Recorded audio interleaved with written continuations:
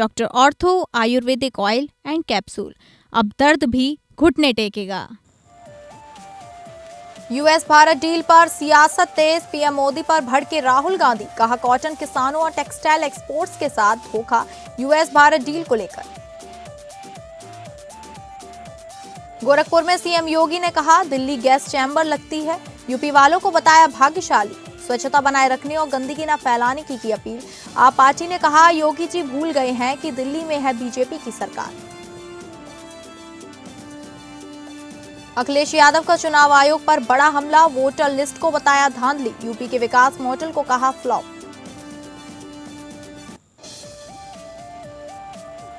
हाथियों के हमलों पर सख्त हुए सीएम सोरेन, 12 दिन में मुआवजा का निर्देश, तेज रेस्क्यू सिस्टम के दिए निर्देश।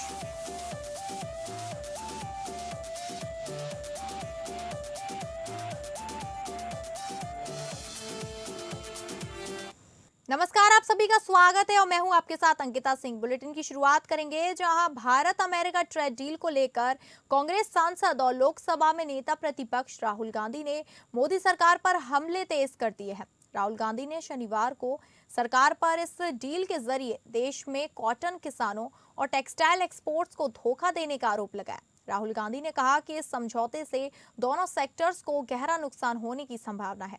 राहुल गांधी ने सोशल मीडिया प्लेटफॉर्म एक्स पर लिखा 18% टैरिफ बनाम 0%। आइए समझाता हूं कैसे झूठ बोलने में माहिर प्रधानमंत्री और उनकी कैबिनेट इस पर भ्रम फैला रहे हैं और किस तरह से वो भारत अमेरिका व्यापार समझौते से देश के कपास किसानों और टेक्सटाइल एक्सपोर्ट्स को धोखा दे रहे हैं। राहुल गांधी ने कहा भारत में टेक्सटाइल उद्योग और कपास की खेती आजीविका की रीढ़ है, करोड़ों लोगों की रोजी रोटी इन्हीं पर टिकी है। इन क्षेत्रों पर चोट का मतलब है लाखों परिवारों को बेरोजगारी और आर्थिक संकट की खाई में ढकेल देना। एक दूरदर्शी और राष्ट्र हित में सोचने वाली सरकार ऐसा सौदा करती जो कपास किसानों और टेक्सटाइल एक्सपोर्ट्स दोनों के हितों की रक्षा और समृद्धि सुनिश्चित करती। लेकिन इसके ठीक उलट नरेंद्र मोदी और उनके मंत्रियों ने ऐसा समझौता किया जो दोनों क्षेत्रों को गहरी चोट पहुंचाने वाला साबित हो सकता है।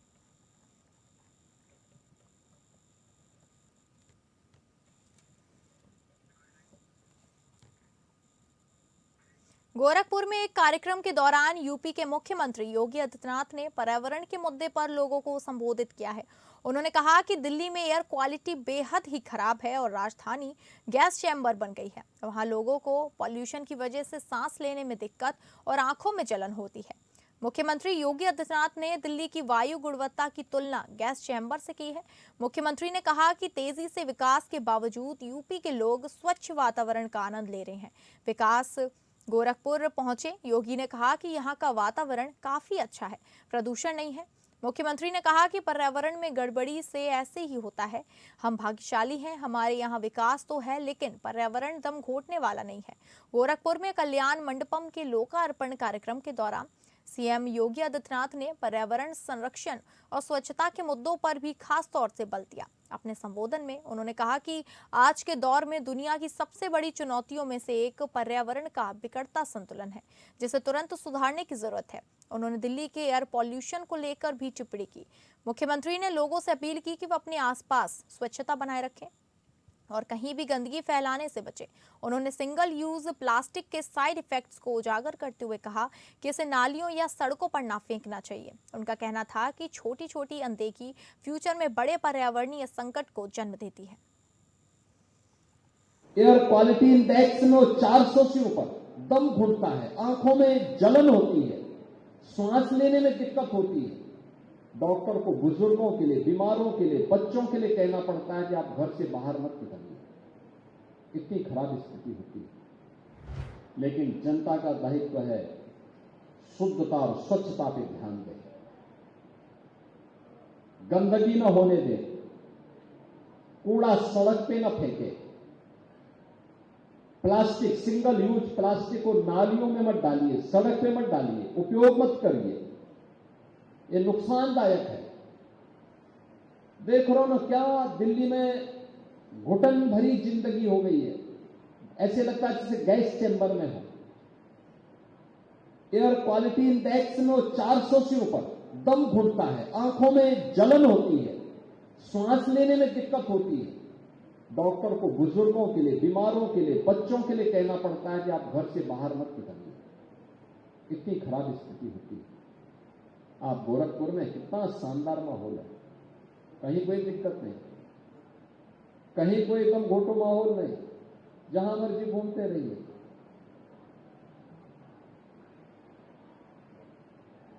क्योंकि पर्यावरण को आप बचाएंगे तो पर्यावरण आपको बचाएगा। धरती माता के प्रति आप अपने उत्तरदायित्व का निर्वहन करेंगे तो धरती माता भी उसी प्रकार का आशीर्वाद देकर के आपको फलने फूलने के लिए एक नया राह दिखाएगी, और उसी राह के लिए हम सबको योगदान देना है। गंदगी नहीं करना है, गंदगी नहीं करने देना है।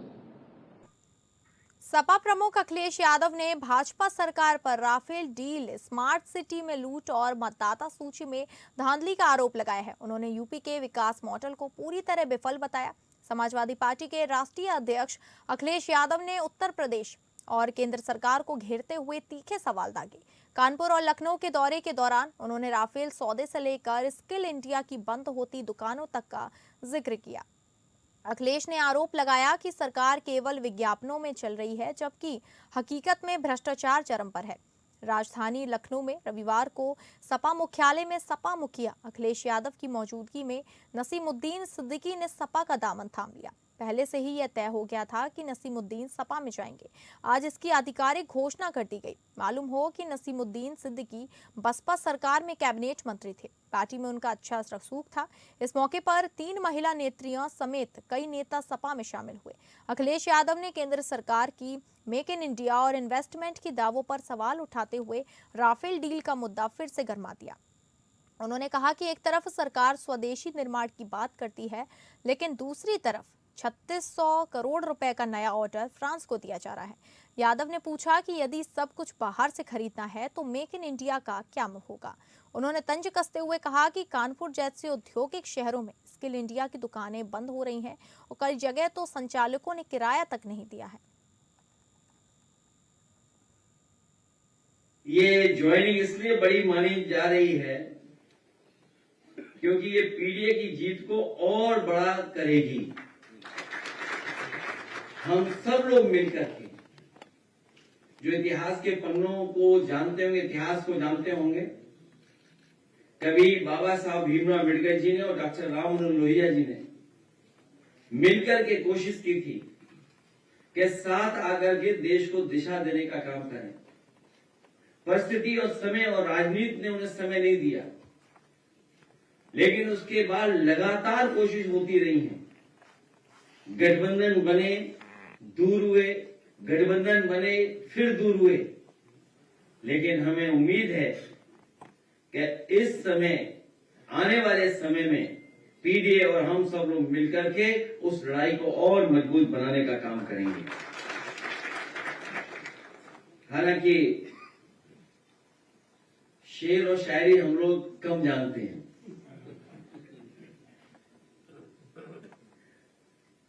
लेकिन मकान बदल रहे हैं, मोहल्ले नहीं बदल रहे हैं। और जब से हमारे साथ पूर्व मंत्री फूल बाबू जी आए हैं तो किसी का फूल मुरझाता जा रहा है।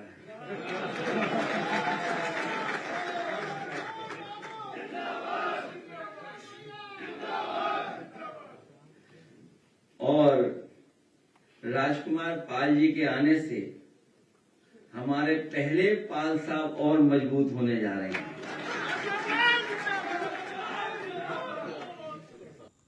गोरखपुर प्रवास के दौरान लगातार दूसरे दिन मुख्यमंत्री योगी आदित्यनाथ ने गोरखनाथ मंदिर में जनता दर्शन का आयोजन कर लोगों से मुलाकात की और समस्याएं सुनकर अधिकारियों को निस्तारण के निर्देश दिए। रविवार को देवाधिदेव महादेव की आराधना के विशेष पर्व महाशिवरात्रि पर अनुष्ठात्मक व्यवस्था में भी उन्होंने जनसेवा का अनुष्ठान जारी रखा। जनता दर्शन में आए लोगों से मुख्यमंत्री ने कहा, चिंता मत करें, हर समस्या का समाधान होगा, सबकी भरपूर मदद की जाएगी। जनता दर्शन में मुख्यमंत्री ने मौके पर मौजूद अधिकारियों को निर्देशित किया कि हर पीड़ित व्यक्ति की समस्या पर संवेदनशीलता से ध्यान दें और तत्परता से उसका निष्पक्ष और समयबद्ध निस्तारण सुनिश्चित कराएं। वहीं रविवार सुबह गोरखनाथ मंदिर परिसर के महंत दिग्विजयनाथ स्मृति भवन के बाहर आयोजित जनता दर्शन के दौरान सीएम योगी ने कहा कि करीब 150 लोगों की समस्याएं सुनी और अधिकारियों को उनका समाधान करने के निर्देश दिए। कुर्सियों पर बैठाए गए लोगों तक मुख्यमंत्री खुद पहुंचे, एक एक कर सबकी समस्याएं सुनी गई। उन्हें आश्वस्त किया कि वह सभी की समस्याओं का समाधान कराएंगे, किसी को भी घबराने की आवश्यकता नहीं है। प्रार्थना पत्रों को उन्होंने अधिकारियों को हस्तगत करते हुए निर्देश दिया कि हर समस्या का निस्तारण त्वरित, गुणवत्तापूर्ण, संतुष्टिप्रद होना चाहिए। कुछ लोगों द्वारा जमीन कब्जाने की शिकायत पर सीएम ने कठोर कानूनी कार्रवाई के निर्देश दिए। उन्होंने कहा कि यदि कोई दबंग माफिया किसी भी जमीन जबरन कब्जा कर रहा हो तो उसके खिलाफ कठोर कार्रवाई की जाए। गरीबों को उजाड़ने वाले कतई ना बख्शे जाएं। जहां पैमाइश की जरूरत है वहां पैमाइश कराकर विवाद का निस्तारण कराया जाए। पारिवारिक विवाद के मामलों में उन्होंने उभय पक्षों के साथ संवाद कर समाधान की राह निकालने के लिए निर्देशित किया।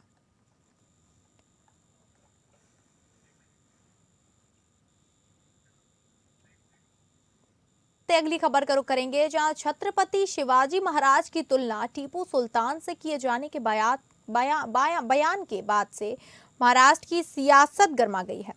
हर्षवर्धन सकपाच के बयान के विरोध में प्रदेश भर में बयान नाराजगी देखी जा रही है। वहीं पनवेल में भारतीय जनता पार्टी ने तीव्र विरोध प्रदर्शन किया। पनवेल के शिवाजी चौक पर भाजपा विधायक प्रशांत ठाकुर के नेतृत्व में बड़ी संख्या में कार्यकर्ता और नागरिक एकत्रित हुए।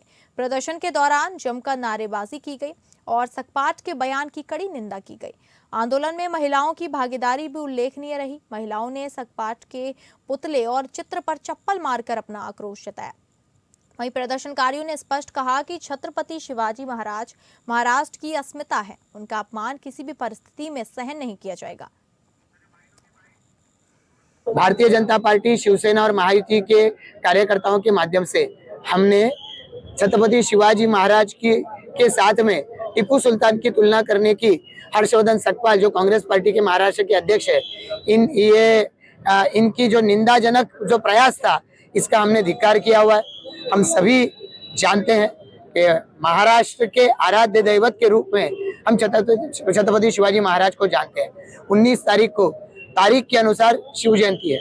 पूरे महाराष्ट्र में, देश में, दुनिया में छत्रपति शिवाजी महाराज को सराहा जाएगा और उन्हें हम हमारे सारे देवताओं से पहले उनको देवता मानते हैं। आराध्य देवता यानी सब देवता से पहले हम छत्रपति शिवाजी महाराज की पूजा करते हैं। क्यों करते हैं? क्योंकि महाराज नहीं होते तो शायद उन देवताओं की पूजा करने के लिए हम बचते ही नहीं, हिंदू समाज नहीं बचता। यशवंतराव चौहान कांग्रेस पार्टी के लीडर थे, पर उन्होंने कहा था कि अगर छत्रपति शिवाजी महाराज नहीं होते तो पाकिस्तान की सीमा हमारे दरवाजे तक होती। ये कांग्रेस के लीडर थे यशवंतराव चौहान। आज उन्हीं के पार्टी का एक अध्यक्ष आज उनके साथ में टीपू सुल्तान की तुलना करने की गुस्ताखी करता है। उसको मिले वहां पर जोड़े मारने चाहिए। दुर्भाग्यवश आज कांग्रेस पार्टी भी उनका साथ दे रही है। कांग्रेस पार्टी आज जो धरातल में डूब रही है, वो भी ऐसे विवादास्पद मुद्दे निकालकर, गड़े हुए मुद्दों को उखाड़कर एक समुदाय को अपने पीछे खड़ा करने के लिए सावरकर जी के ऊपर लगाने वाले लांछन को सह लेती है। शिवाजी महाराज की तुलना टीपू सुल्तान से होने देती है। मुझे लगता है ये कांग्रेस पार्टी की गटर वाली मानसिकता है। ऐसे कांग्रेस पार्टी के नेता जब तक माफी नहीं मांगेंगे, हमारा महायुति का ये आंदोलन जारी रहेगा। झारखंड के कई जिलों में जंगली हाथियों द्वारा लगातार उत्पात मचाने से अब तक कई जिंदगियां तबाह हो चुकी हैं। इसी से जुड़ा ताजा मामला हजारीबाग के चुरहू प्रखंड का है, जहां 7 लोगों को हाथियों ने कुचलकर मार डाला। वहीं दूसरी ओर जान माल की सुरक्षा के लिए अब राज्य के मुख्यमंत्री हेमंत सोरेन ने प्रभावी कदम उठाने की ओर ध्यान दिया है। ऐसे में मामले की गंभीरता को देखते हुए सीएम रांची स्थित अपने आवास में कल शाम में उच्च स्तरीय समीक्षा बैठक बुलाई, जिसमें वन, पर्यावरण और जलवायु परिवर्तन विभाग के कई अधिकारियों की उपस्थिति रही। मौके पर राज्य के मुख्य सचिव अविनाश कुमार भी मौजूद रहे। इस बैठक में संबंधित अधिकारियों को सीएम ने कई दिशा निर्देश दिए और उचित कार्यवाही के लिए कदम उठाने का सख्त आदेश भी दिया। इस क्रम में सोशल मीडिया पर भी जानकारी देते हुए सीएम ने अधिकारियों को 12 दिनों के अंदर प्रभावित परिवारों को मुआवजा प्रदान करने की व्यवस्था को भी सुनिश्चित करने का निर्देश दिया।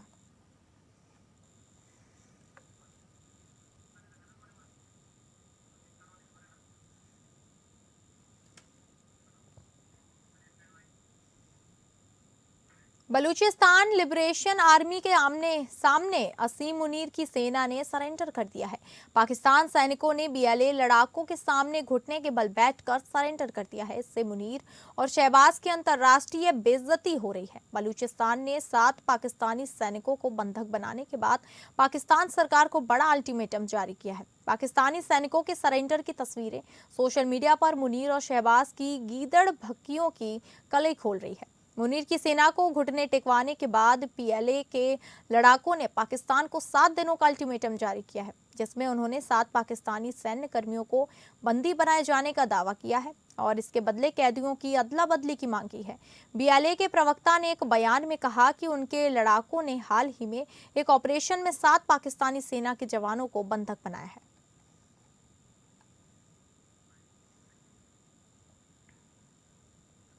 कर्नाटक का स्टूडेंट साकेत श्रीनिवासैया जो यूनिवर्सिटी ऑफ कैलिफोर्निया बर्कले में केमिकल और बायोमोलिकुलर में इंजीनियरिंग करने के लिए गया था, वह 9 फरवरी को लापता हो गया। सैन फ्रांसिस्को में भारतीय कॉन्सुलेट ने कंफर्म किया कि पुलिस ने इस युवक का शव बरामद कर लिया है। इसकी बॉडी को जल्द से जल्द भारत वापस लाने के लिए सभी जरूरत मदद का भरोसा दिया है। साकेत श्रीनिवासैया को आखिरी बार 9 फरवरी को यूनिवर्सिटी कैंपस से करीब 1 किलोमीटर दूर देखा गया था। लेक आंजा और बर्कले हिल्स इलाके में पूरे शहर में साकेत को ढूंढना शुरू किया गया। साकेत का पासपोर्ट और लैपटॉप वाला एक बैकपैक कैंपस के पास टिल्जन रीजनल पार्क के पास एक घर के पास मिला। भारतीय समुदाय के लोग श्रीनिवासैया की खोज में मदद के लिए ऑनलाइन जुटे। आखिर में साकेत का शव सैन फ्रांसिस्को में मिला है। भारतीय कॉन्सुलेट ने बयान जारी करते हुए कहा कि इस मुश्किल समय में हम साकेत श्रीनिवासैया के परिवार और प्रियजनन के प्रति अपनी गहरी संवेदनाएं जताते हैं। साकेत श्रीनिवासैया उन 6 लोगों में से थे जिनके पास हाइपरलूप के लिए माइक्रो चैनल कूलिंग सिस्टम और उसका एक तरीका इन्वेंट करने का पेटेंट था। साकेत आईआईटी मद्रास से पढ़ाई कर चुके हैं और वे बर्कले में मास्टर डिग्री के लिए पढ़ रहे थे।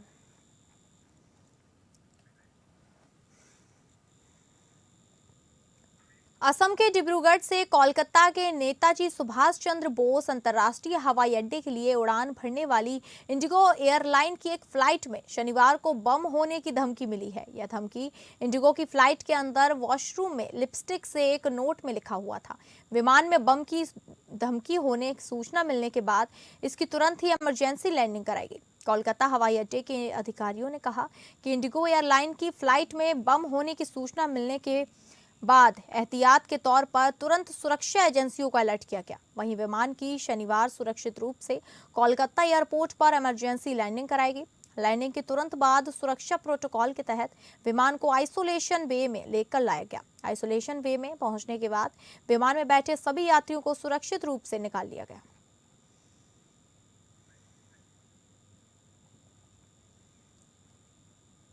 इम्तियाज अली ने हिंदी सिनेमा को अब तक कुछ बेहद खूबसूरत लव स्टोरीज दी हैं। जब भी मैट और लैला मजनू जैसी फिल्मों से दर्शकों के दिलों में अलग जगह बनाने वाले इम्तियाज अली अब एक और लव स्टोरी लेकर दर्शकों के बीच आ रहे हैं और इस लव स्टोरी के लिए उन्होंने एकता कपूर से हाथ मिलाया है। साल 2018 में इम्तियाज अली और एकता कपूर ने साथ मिलकर लैला मजनू बनाई थी, जो रिलीज होने पर हर तरफ छा गई। अब दोनों साथ मिलकर हीर रांझा की लव स्टोरी लेकर आ रहे हैं। फिल्म की अनाउंसमेंट वैलेंटाइंस डे के मौके पर यानी 14 फरवरी को की गई। इम्तियाज अली ने एक वीडियो शेयर करते हुए फिल्म का ऐलान किया, मगर अब तक स्टार्स के नाम का खुलासा नहीं किया है।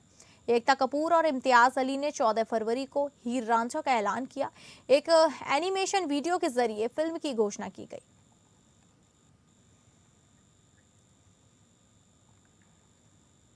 साउथ सुपरस्टार रजनीकांत की फिल्मों के रिलीज से पहले उनके पोस्टर्स पर दूध चढ़ाने के वीडियोस तो आपने खूब देखे होंगे, लेकिन अब एक और वीडियो सामने आया है जिसमें एक भक्त उनकी पूजा करते हुए दिख रहा है। इस वीडियो को देख लोगों ने कहा कि बस करो। महाशिवरात्रि से पहले दक्षिण के सुपरस्टार रजनीकांत के एक प्रशंसक द्वारा उनकी तस्वीर की विशेष पूजा करते हुए एक वीडियो सोशल मीडिया पर वायरल हो गया है। इस वीडियो में प्रशंसक सुपरस्टार के पोस्टर की पूजा करते हुए दिखाई दे रहे हैं, जिस पर ऑनलाइन मिलीजुली प्रतिक्रियाएं आ रही हैं। इस विशेष महाशिवरात्रि पूजा के लिए उन्होंने फिल्म उड्डैपली से भगवान शिव के रूप में रजनीकांत की तस्वीर का इस्तेमाल किया है। वीडियो में प्रशंसक को भगवान शिव के रूप में सजे हुए अभिनेता के पोस्टर पर दूध चढ़ाते और पूजा अर्चना करते हुए देखा जा सकता है।